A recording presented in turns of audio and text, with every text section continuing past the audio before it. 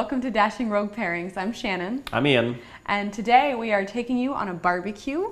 It's going to be a great time. It's for our Labor Day barbecue. We're doing a 6-course paired menu. Because we're overachievers.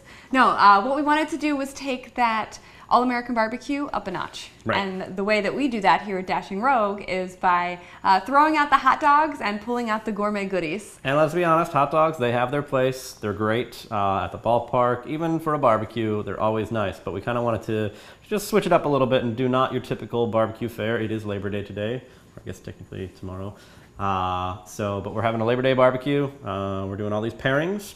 Actually, what we did to help our guests is we made a menu that's just going to be sitting around at the tables and things, and it enumerates what each course is, what the beer that goes with it, and we are working on course number 3 for you today. Yep. And what we're going to make is some grilled shrimp skewers. So it's going to be shrimp and pineapple, and then to excite things up a little bit, we're going to use the Habanero. Habanero pepper. It's a delicious, wonderful little pepper. Spicier than anticipated, I would say. And we made a glaze for that, or using that rather, that we're going to brush onto the shrimp skewers before we grill them. So the glaze is really going to bring everything together. It's going to take some agave, tequila, the pineapple, the habanero, and actually we threw in a little bit of mint and lime. And lime. Yes. So as we paint that on, I think it's really going to pop the flavor, and that's going to be awesome because what beer did you pick to go with? The Dominion Double D Double IPA. They're a brewing company down in Dover, Delaware. It's Dominion. I've enjoyed a lot of the things I had. The oak barrel aged stout. Barrel aged stout that was really great. nice. We had that, and their IPA was really nice. And so this is their double IPA. Haven't actually tried it yet, but I'm really looking forward to it. Wonderful. So in order to get started, what we're going to do is Ian's going to chop up this pineapple, and I'm going to clean and devein the shrimp. Great. And then all we have to do is assemble our skewers. Right. So if you want to get chopping. I can do that. And while you do that, I will sort of break into the shrimp over here. And for the pineapple, we're just trying to make little cubes that can fit onto the skewers nicely. There's a couple different ways to chop pineapple, but you pick your favorite and go with it. And if pineapple is expensive or not in season in your area, you definitely do not have to buy and clean your own pineapple. Sure, you can get it from a can if you must. You can get it, a lot of places will do it pre-sliced for you, which to be honest is a little bit easier. You can save some fingers that way. Under different circumstances, we might have gone that way. Sure. But we really wanted to give back to our friends, say a big thank you for all of their support. Yeah. This is our thank you barbecue / Labor Day. And our friends know when they come to one of our events that they're going to eat well. Sure. They better know. So 6 courses, 6 beers. Also a lot of fun for people who don't drink beer.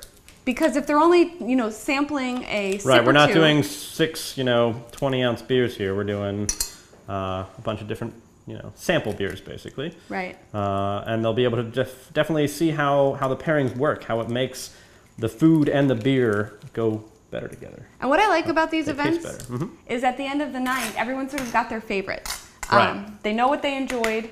And that's what they seek out. When they sort of sampled a little bit of everything, that's when they come over to the cooler and say, And they'll say, hey, is there any more of that old Dominion there? Or, right. The Adrian Brower. Adrian Brower, I really one of my personal favorites. That's a dark favorites. golden ale. It's a very nice one. We're going to be having that with bacon cheeseburger sliders. Can't wait for those. Also with a little spice. That's definitely something we always got come a lot back of to. Spice on the menu this time around.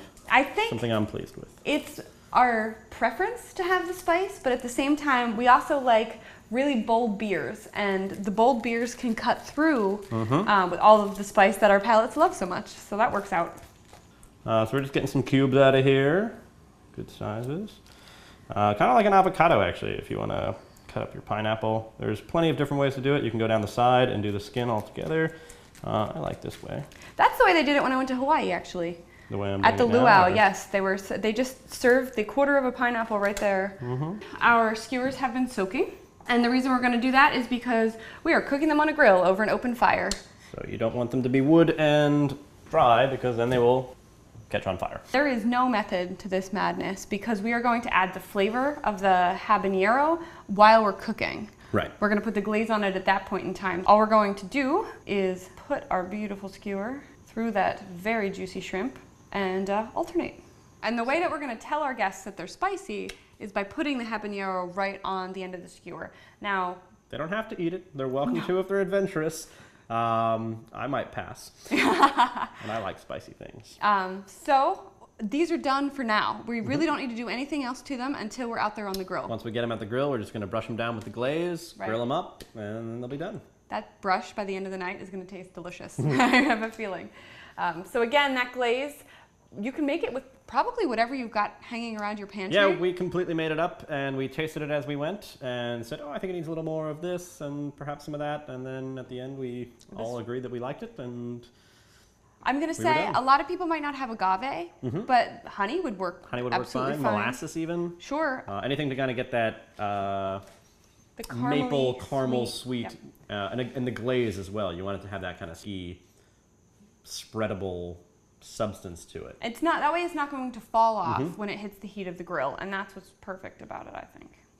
So it looks to me like we're pretty much ready to go on the skewer front. Just need to light some fire and drink some beer. I think the beer is the next favorite logical part, step. always. Get pouring. So we have the Dominion Double D IPA, excuse me. Cool little bottle here. It's got the unique label. It's got some kind of pin-up World War II-esque style to it, which I actually really like. And let's try this and see how it tastes. Now, since the bottle is big, we are going to get smaller glasses to give to our guests. Portioning it out a little bit. Right. Especially because 6 beers in, you want to know what the last course tastes like. But that works out well for us in terms of we don't have as many coolers full of the multitudes of beer. Exactly. That's a great glass. Love it. See, again, not just enough there. Not your typical barbecue glassware, but it works great. There you go. Looks good to me. So all we need is some guests and some fire. Let's get started.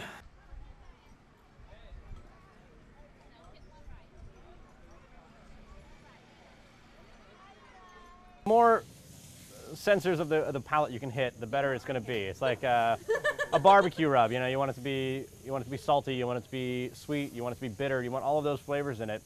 And the better you do that, the better it's going to taste in the end.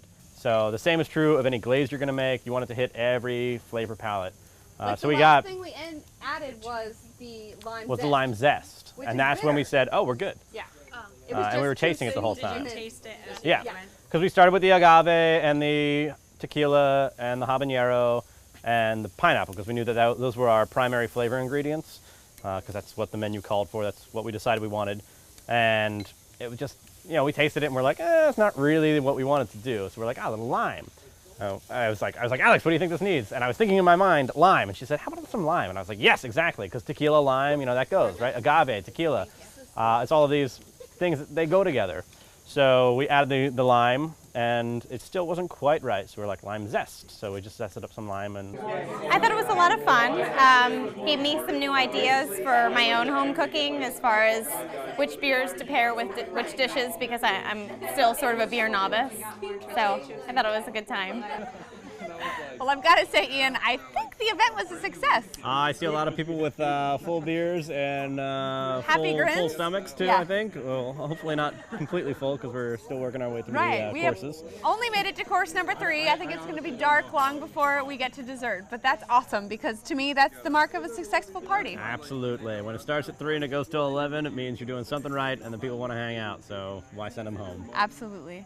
So thank you so much for joining us. If you want recipes or other entertaining tips, I advise you to join us at dashingrogue.com. And until next time, I'm Shannon. I'm Ian. And thank you so much. Cilantro.